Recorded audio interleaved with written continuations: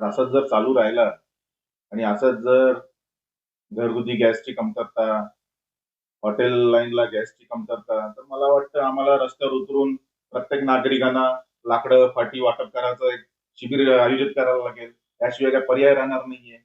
आणि मला वाटतं जर थोडीतरी जनाची आणि मराठी लाज असेल तर जबाबदारी घ्या. जनतेने तुम्हाला निवडून आणलंय. जनतेच्या माध्यमातून तुम्ही एक लोकप्रतिनिधी म्हणून तुम्हाला जर जनता पाहत आहे, तुम्ही पुढाकार घ्या आणि पुढचे उपाययोजना काय करता येईल. समजा जर असंच चालू राहिला तर मला वाटतं आज गॅस कमी झालाय, उद्या पेट्रोल कमी होणार, डिझेल कमी होणार, सगळ्याच गोष्टी कमी होणार. लोक खातील काय आणि लोक जगतील काय? एका हॉटेलमध्ये फक्त हॉटेल मालकाचं नुकसान नाही, तर हॉटेलमध्ये असणारे जे कामगार आहेत, जे कुक्स आहेत, त्यांचा सुद्धा नुकसान आहे. कारण एका हॉटेलमध्ये आज बघायला गेलं तर तुम्ही बघत असाल आमचा जो शिलपाटा हायवे, प्रत्येक हॉटेलमध्ये 100, 150, 150, 200 कामगार आहेत. ते जातील कुठे? ते राहतील कुठे? आणि आता जर त्यांना परत जायची वेळ आली, परत आणायची वेळ आली, म्हणजे परत गावाला पाठवायचं, परत आणायचं, हा सर्वात मोठा हॉटेलवाल्यांचं नुकसान आहे.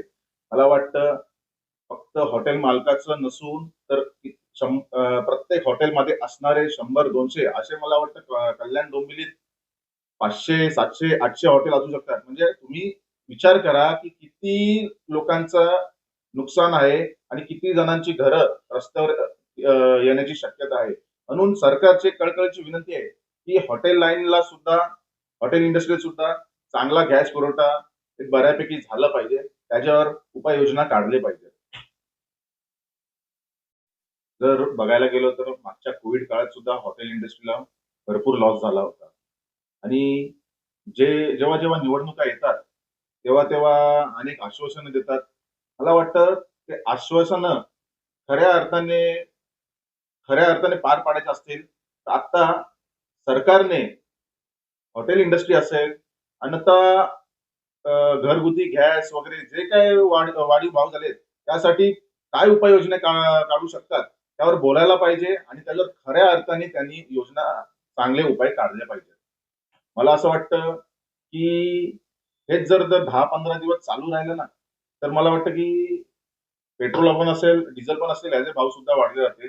आणि हे असंच जर चालू राहिलं मला वाटतं की प्रत्येकाला चुलीशिवाय पर्याय नाही आणि लाकडांशिवाय पर्याय नाही. आपण बघितलं असेल की याचा जबाबदार फक्त आणि फक्त सत्ताधारी पक्ष आणि सरकार आहे. आइडिया अपने को गांव में चूल्हे पे बनाते हैं हम लोग।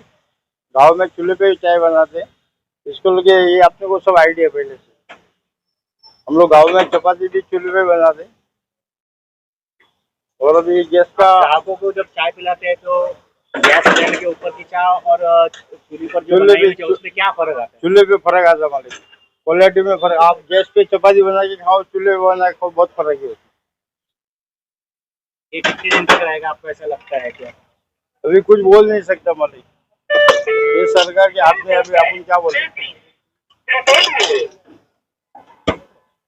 माझं नाव संदीप देसाई, मी सुनीलनगरमध्ये राहतो, शाही शांतीमध्ये.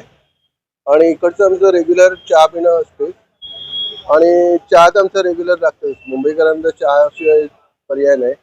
कारण म्हणजे एक चवीदार आणि छान चाय बनवतात.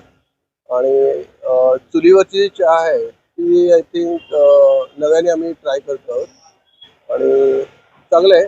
ओके, पण गॅसचा प्रॉब्लेम सॉल्व्ह झाला तर फार बरं होईल लवकरात. धन्यवाद.